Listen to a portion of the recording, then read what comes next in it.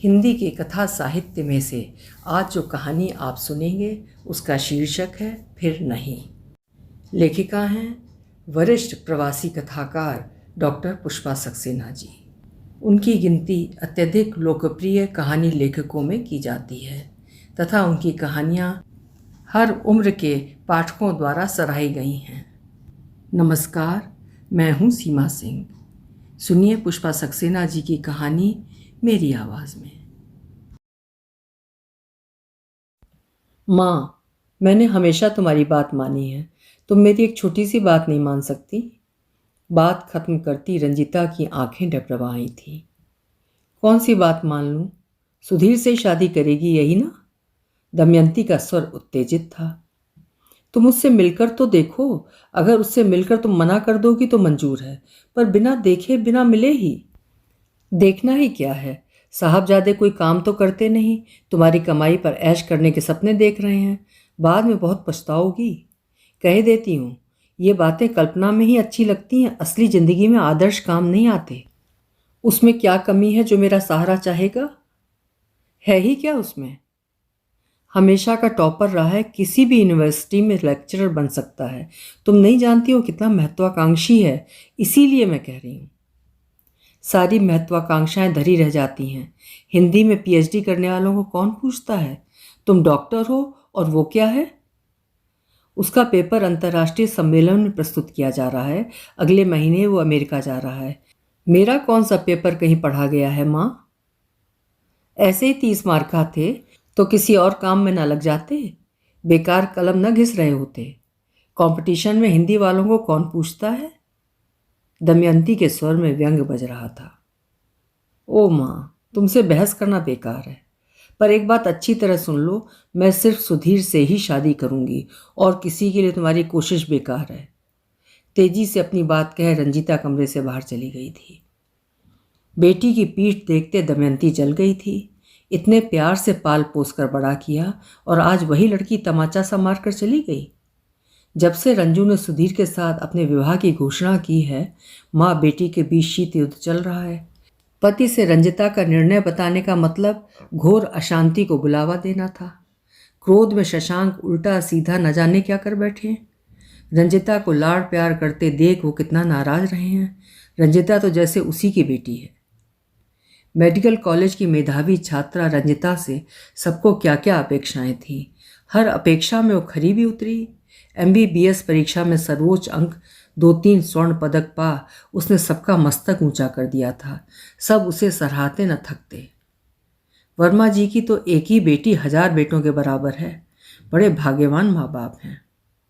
उन बातों को सुनती दमयंती गर्व से फूल उठती। स्वयं पढ़ाई में तेज होने के बावजूद दमयंती को पढ़ाई अधूरी ही छोड़नी पड़ी थी। कितना मन था वो डॉक्टर बनती, पर उस जमाने में माँ बाप की इच्छा ही सर्वोपरि थी। रंजिता के जन्म के समय भी उसे कम अपमान नहीं झेलना पड़ा था। लड़की जन्मी है सुनते ही सास मिठाई के डिब्बे सहित पोती का मुंह देखे बिना ही वापस लौट गई थी। दमयंती ने बेटी को सीने से लगा तभी संकल्प ले लिया था, अपनी बेटी को वे इस लायक जरूर बनाएगी जिससे उसका कुल खानदान गौरव पा सके। जैसे जैसे रंजिता बड़ी होती गई, दमयंती को शक्ति मिलती गई। हर परीक्षा में सर्वोच्च अंक ले वो माँ का गौरव बढ़ाती गई। पति ने बेटी की शिक्षा के प्रति कभी उत्साह नहीं दिखाया। अंततः लड़की को तो घर की चाकरी ही करनी पड़ती है। बेटा होता तो बात और थी। पति की इस मानसिकता को बदल पाना संभव नहीं था। फिर भी बेटी की पढ़ाई में पति ने ज़्यादा दखलंदाजी नहीं की थी। दमयंती उतने से ही संतुष्ट थी। सास जब तक जीवित रही ठंडी सांस भरती रही, एक ही बात दोहराती रही, एक बेटा हो जाता तो शशांक को वंश का दीपक मिल जाता। रंजिता दादी की बात से चिढ़ जाती। आपकी सेवा तीमारदारी पोते से ज़्यादा अच्छी तरह करूंगी दादी। मुझसे पापा का वंश क्यों नहीं चलेगा बताइए तो? रंजिता पर क्रुद्ध दृष्टि डालती सास पोते की आस लिए ही स्वर्ग चली गई। रंजिता को जब मेडिकल कॉलेज में प्रवेश मिला तो दमयंती आह्लादित हो उठी। शशांक ने उसकी प्रसन्नता पर चेतावनी दे डाली थी। अभी तो बेटी को डॉक्टर बनाने की खुशी में मगन हो, पर जब इसके लायक अच्छा लड़का नहीं मिलेगा तब इसी पढ़ाई पर पछताओगी। क्यों, क्या कमी है हमारी बेटी में? इसके लिए हीरे सा दामाद लाऊंगी। अपनी जाति में पढ़े लिखे लड़के कितने होते हैं, तुम तो भाग्यवान थी जो मैं मिल गया, वरना किसी गुड़ के व्यापारी के पल्ले बंध जाती। शशांक की उस बात में सच्चाई जरूर थी। दुनिया इतने आगे बढ़ गई है, पर उनकी बिरादरी वालों में आज भी रुपया कमाना ही मुख्य बात समझी जाती थी। पढ़ाई लिखाई की जगह बड़े होते लड़के पिता के साथ गद्दी संभालने में जुट जाते। शशांक की व्यावसायिक बुद्धि में उसके खानदानी व्यवसाय का बहुत बड़ा योगदान था। रंजिता ने दमयंती को कभी निराश नहीं किया। जैसे जैसे वो उम्र और पढ़ाई की सीढ़ियाँ चढ़ती गई, दमयंती के सपने बड़े होते गए। इतनी योग्य बेटी के लिए दामाद उससे ज़्यादा शिक्षित और बुद्धिमान होना चाहिए। सुपात्रों की लिस्ट काटती छांटती दमयंती नाराज उठती। योग्य लड़कों का सचमुच अकाल ही पड़ गया था। वैसे भी रंजिता ने साफ साफ कह दिया था, पढ़ाई पूरी किए बिना उसे शादी नहीं करनी है। बहुत खोजने पर भी दमयंती बेटी के लिए मनचाहा वर नहीं पा सकी थी। बहुमुखी प्रतिभा वाली बेटी के लिए भगवान ने सर्वगुण संपन्न वर शायद बनाया ही नहीं था। मन ही मन दमयंती भगवान पर नाराज होती, उल्हाना देती, पर मनचाहा दामाद नहीं मिल सका। MBBS के बाद रंजीता ने MD भी कर लिया। अब वो सुपर स्पेशलाइजेशन के लिए अमेरिका जा रही थी। बेटी की सफलता पर जहाँ लोग बधाई देते, वहीं दमयंती का मन रो उठता। 28 साल की बिन ब्याही बेटी को अकेले विदेश भेजते उसका मन कचोट रहा था। शशांक ने रंजिता से बात करनी छोड़ रखी थी, पर रंजिता अमेरिका जाने की जिद ठाने बैठी थी। दमयंती बार बार पछताती, काश बेटी की शादी ठीक समय पर कर देती। वर्षों के संस्कारों को समूल उखाड़ फेंकना क्या संभव होता है? शुरू में अच्छे अच्छे लड़के उनकी नज़र नहीं चढ़ते थे, और अब लड़कों की उम्र रंजिता से कम निकलने लगी थी। पिछले दिनों रंजिता किसी सेमिनार में दिल्ली गई हुई थी। दूर के रिश्तेदार के घर 15-20 दिनों के प्रवास में ही उसकी मुलाकात सुधीर से हुई थी। सुधीर दिल्ली विश्वविद्यालय में हिंदी विषय में शोध कार्य कर रहा था। दूर के जिन रिश्तेदार के यहाँ रंजिता ठहरी थी, उन्हीं का वो परिचित था। ना जाने उन दोनों के बीच क्या पला पनपा कि रंजिता ने घर आते ही सुधीर के साथ अपनी शादी का फैसला दमयंती को सुना दिया था। दमयंती तो जैसे आकाश से नीचे आ गिरी थी। कुछ देर तो उसके मुंह से आवाज़ ही नहीं निकली थी। क्या सपने देखे थे और क्या मिला? लड़की का दिमाग जरूर फिर गया है, वरना स्वयं डॉक्टर होते हुए एक हिंदी पढ़ने वाले से शादी करेगी। बचपन से दमयंती ने सुना था सरकारी नौकरियों के लिए हिंदी बेकार का विषय है। उसके बाबूजी सरकारी नौकरी में थे, इसलिए घर में प्राइवेट नौकरी करने वालों, शिक्षकों आदि को हिकारत की नज़र से देखा जाता था। दमयंती के बाबूजी का बस चलता तो रंजिता की शादी किसी IAS अधिकारी से कर देते, पर रंजिता अड़ गई थी। दमयंती से साफ साफ कह दिया था, अगर शादी ही मुख्य बात थी तो डॉक्टर क्यों बनाया? BA MA के बाद शादी कर देती, मैं अपना कैरियर नहीं बिगाड़ सकती। रंजिता की जिद के आगे उसे हमेशा हथियार डालने पड़े थे। आज दमयंती उस घड़ी को कोस रही थी जब रंजिता दिल्ली गई थी। बिना खाना खाए रंजिता ने अपना कमरा बंद कर लिया था। दमयंती के लाख अनुरोध के उत्तर में सिरदर्द का बहाना किए पड़ी रंजिता बाहर नहीं आई थी। बेटी की जिद पर दमयंती को चाहे कितना भी गुस्सा आया हो, पर भूखी पड़ी रंजिता के लिए उसका मातृत्व तो हाहाकार कर उठा था। सोने का बहाना किए पड़ी दमयंती के आगे उसका पूरा अतीत उमड़ घुमड़ रहा था। उस रूप में 30 वर्ष पूर्व की दमयंती अपने को साफ देख पा रही थी। काश वो भी रंजिता सी साहसी होती।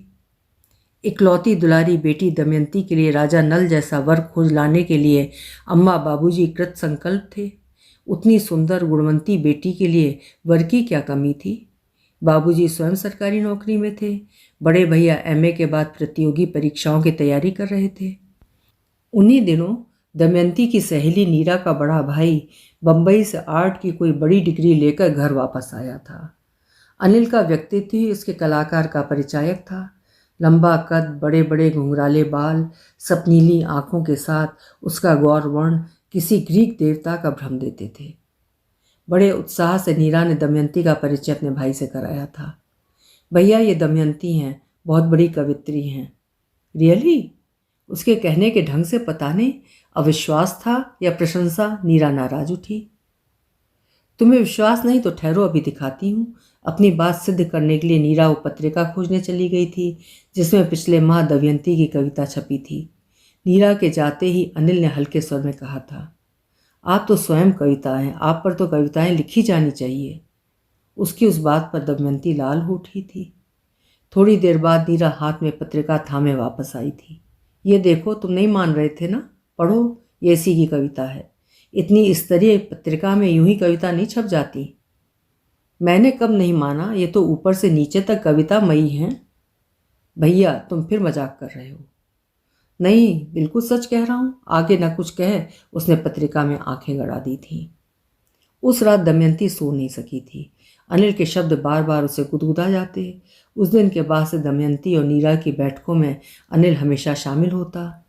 उसकी बातें इतनी रोचक होती कि दमयंती को घर लौटने में हमेशा देर हो जाती। घर तक पहुंचाने अनिल ही आया करता। घर पहुंचकर भी दमयंती अनिल के पास लौटने को व्याकुल रहने लगी थी। माँ ने 2 दिनों के लिए मौसी के घर जाने का प्रोग्राम बना रखा था। मौसी के घर जाना दमयंती को हमेशा बहुत अच्छा लगता था, पर उस दिन वहां जाना खल रहा था। 3 दिन बाद उतावली सी दमयंती नीरा के घर पहुंची थी। पहुंचते ही नीरा ने उसके हाथ में एक चित्र थमा दिया था। पहचान, ये किसकी तस्वीर है? गौर से देखने के बाद भी दमयंती उस युवती को पहचान नहीं सकी थी। मैं नहीं इसे पहचानती। नहीं पहचान पाई? अरे, ये तेरी उसी कविता की विरहिणी है। मेरी कविता? वही जो भैया को दिखाई थी? ओह, मैं समझी किसी परिचित की है, इसीलिए। वाह, इससे ज़्यादा तेरा परिचित और कौन होगा? ये तो मेरी अपनी सृष्टि है। सच बहुत सुंदर भावाव्यक्ति है। इसके चेहरे की पीड़ा में तेरी कविता साकार है। दमयंती उस चित्र पर मुग्ध थी। तेरी कविता की बड़ी तारीफ कर रहे थे भैया। कह रहे थे वे तेरी कविता की पुस्तक छपवाएंगे। एक पृष्ठ पर कविता को साकार करता उनका चित्र रहेगा और दूसरे पृष्ठ पर तेरी कविता। जोड़ी खूब जमेगी ना? धत!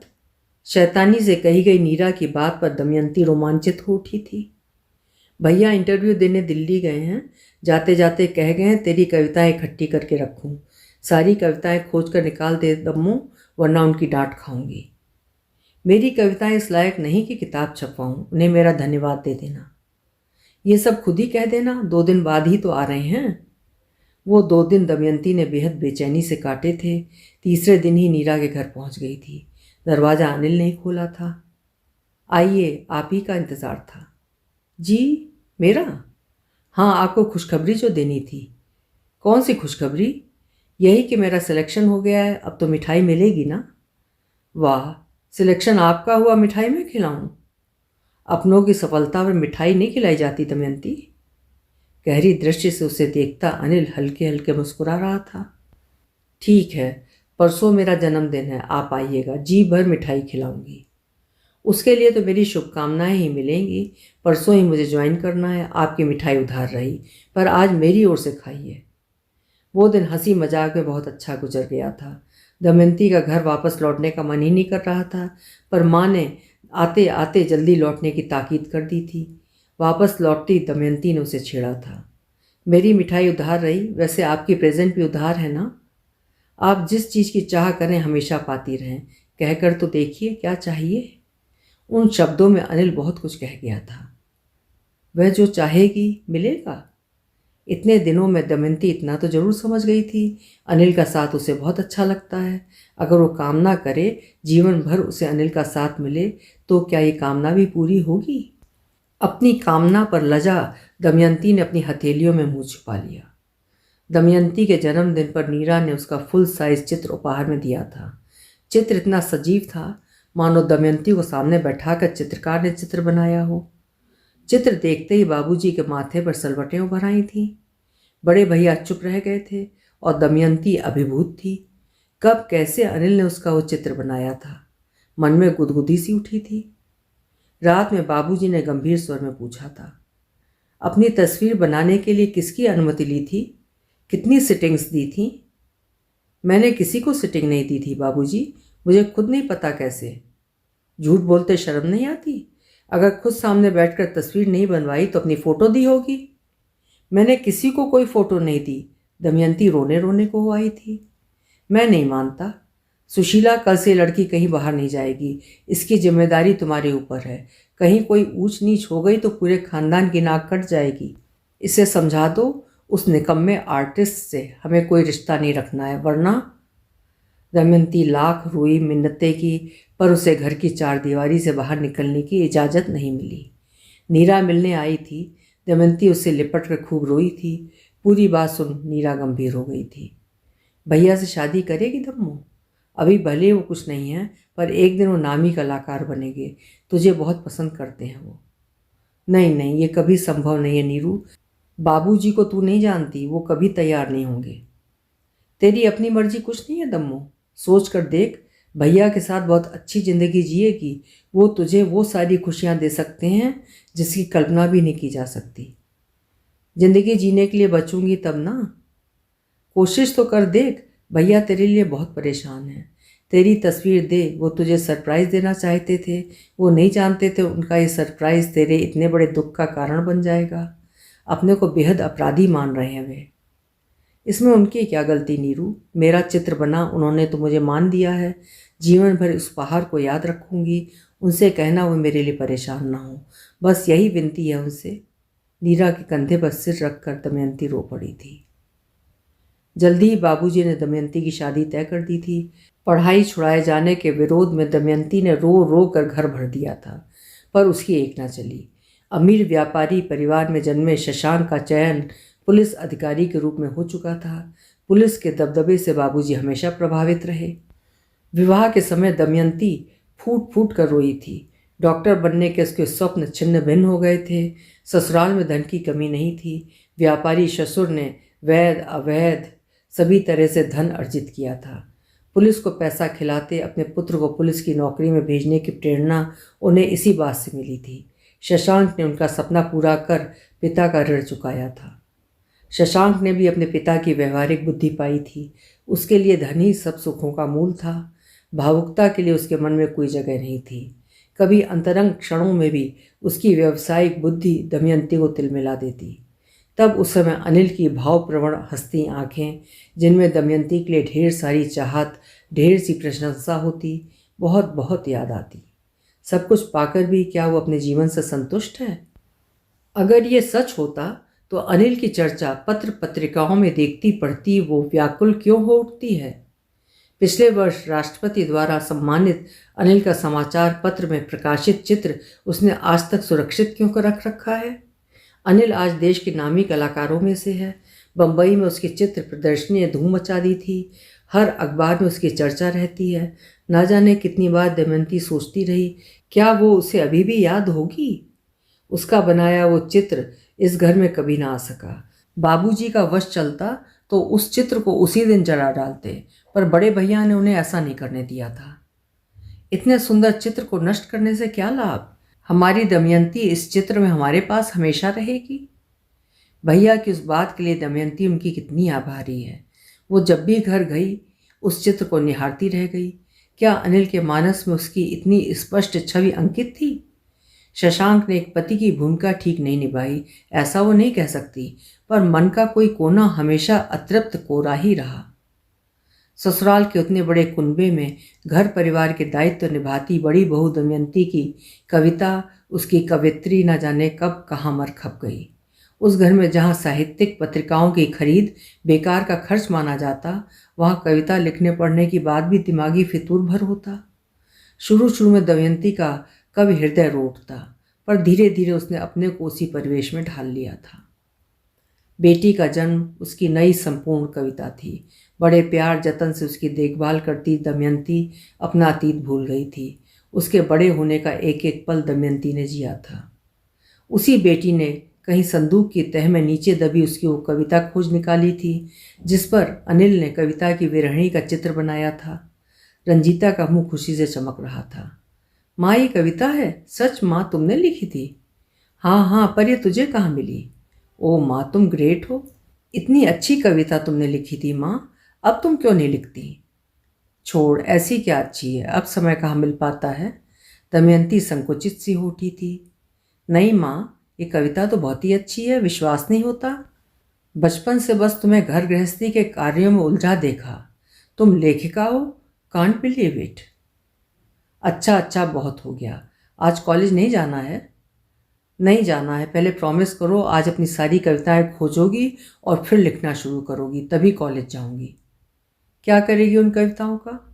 किताब छपवाऊंगी, भारत के महान कलाकार अनिल जी से रिक्वेस्ट करूंगी तुम्हारी कविताओं के लिए चित्र बनाएं, देखना उनके चित्रों के साथ ये कविताएं सुपरहिट हो जाएंगी। दमयंती का चेहरा फक पड़ गया था, एक शब्द भी उसके मुंह से नहीं निकला था। रंजीता ने किस अपूर्ण सपने को जगा दिया था। उसे चुप देख रंजीता डर गई थी। क्या हुआ माँ? कुछ नहीं, अब जल्दी कर वरना कॉलेज को देर हो जाएगी। ओके, पर मेरा प्रॉमिस पूरा करना होगा। शाम को रंजीता ने बड़े लाड़ से अपने पिता को सूचित किया था। यू नो पापा, हमारी माँ एक ग्रेट पोइटेस है। होगी पता नहीं, पिता से जरा सा भी उत्साह न पा रंजीता खींच उठी थी। सच पापा, आप तो पुलिस की नौकरी में रहकर बस हत्या, चोरी, डकैती की ही सोच सकते हैं। ऐसा ही होता है, शादी के बाद तू भी अपनी माँ जैसी ही हो जाएगी। नेवर, मैं अपने को हमेशा जीवित रखूंगी पापा, किसी के लिए अपने को खत्म नहीं करूंगी। सचमुच डॉक्टर रंजीता के हृदय में एक सुकुमार, संवेदनशील लड़की हमेशा मुखर रही है। तब तेरी निभ चुकी, खूब निभेगी। मैं तो उसी से शादी करूंगी जो मेरे मन को समझ सके। दमयंती, इस लड़की को तुम बिगाड़ रही हो। इसे किससे क्या बात करनी है नहीं जानती। लाख पढ़ लिख ले पर है तो लड़की ही। बाप के सामने अपनी शादी के बारे में बात करने की हिम्मत कैसे हुई? संभालो इसे, वरना। आक्रोश में वो आगे कुछ नहीं कह सके थे। दमयंती डर गई थी। पहले दिन से ही उस पुरुष का शुष्क स्वभाव वो जान गई थी। पति के अधिकारों का प्रयोग करते उसने दमयंती की भावनाओं की परवाह कभी नहीं की थी। उस नीरस व्यक्ति के साथ दमयंती ने जीवन भले ही काट लिया, पर उसका मन पुलकित शायद ही कभी हुआ हो। वैसे दुनिया वालों की निगाह में दमयंती भाग्यशाली थी। पुत्र की कमी पति को हमेशा खटकती रही, पर लाख पूजा पाठ के बाद भी रंजीता के बाद उनके कोई संतान ना हो सकी। अब तो बेटी ब्याहने लायक थी। उसकी शादी के बाद नाती का मुंह देख लें तो जीवन सार्थक हो जाए। सच तो ये था, उस परिवेश में जीती दमयंती ने जाने अनजाने अपने को उन्हीं तौर तरीकों में ढाल लिया था। उसके मन की कविता सरिता सूख गई, पर उसके लिए भी उसने किसी को दोष नहीं दिया था। शायद लड़कियों की नियति यही होती है। रंजिता की बातों से क्षुब्ध दमयंती को नींद नहीं आ रही थी। अतीत दोहराती दमयंती अचानक चौंक उठी थी। माँ बाप ही बेटी के लिए सुपात्र खोज सकते हैं, क्या ये सच बात है? अगर अनिल से उसका विवाह हुआ होता तो क्या मन से वो यूं रीति रह जाती? शशांक ने उसका शरीर जरूर पाया, पर उसके मन में झांकने की क्या कभी जरूरत समझी थी? क्या उसके माता पिता का फैसला ठीक था? अपने लिए अनिल की आंखों में ढेर सारी चाहत, प्यार और प्रशंसा की मिली जुली चमक तो उसे जीवन में बस एक बार मिली थी। उस पूंजी को उसने अपने दिल की गहराइयों में दबा उसके अस्तित्व को भुलाने की लाख कोशिश की, पर जब तब वो चाहत भरी आंखें उन गहराइयों से उभर दमयंती को मोहाविष्ट करती रही हैं। पत्नी माँ बनकर भी दमयंती अनिल को भुला नहीं सकी। ना जाने कितनी बार कितनी जगह अनजाने ही सोचती रही, अगर शशांक की जगह अनिल होता तो। दमयंती पूरी तरह जाग चुकी थी। अपने माता पिता की जिद को उसने हमेशा गलत ठहराया। आज माँ के रूप में वो खुद भी वैसी ही जिद ठाने बैठी है। उसके अपने मन का जो कोना खाली रह गया, भगवान ना करे रंजीता के मन का कोई कोना रीता रहे। अगर रंजीता का मन पति के प्यार मान की चाहत से लहलहा ना सका तो क्या वो सह सकेगी? रंजीता कितनी भावुक है, उसे तो संवेदनशील पति ही समझ सकता है। हो सकता है सुधीर में उसने वो सब पा लिया हो जो कभी दमयंती ने अनिल में पाया था। दमयंती को बेटी का साथ देना ही होगा। पति के विरोध को ढाल बनकर झेल लेगी, पर रंजिता के निर्णय पर खरोच भी नहीं आने देगी। रंजिता को किसी के लिए जबरन समर्पित नहीं किया जा सकता। अपनी जिंदगी अपनी तरह से जीने का अधिकार उसे मिलना ही चाहिए। पास सो रहे पति की ओर से करवट बदल दमयंती ने सुबह की प्रतीक्षा में आंखें मूंद ली थीं। अभी आप सुन रहे थे डॉक्टर पुष्पा सक्सेना जी की लिखी हुई कहानी फिर नहीं। उम्मीद है कहानी आपको पसंद आई होगी। पसंद आई हो तो कहानी को लाइक और शेयर ज़रूर करिएगा। साथ ही अगर अभी तक आपने चैनल सब्सक्राइब न किया हो तो आपसे अनुरोध है कि चैनल भी सब्सक्राइब कर लीजिएगा। कल फिर मिलते हैं एक नई कहानी के साथ। नमस्कार।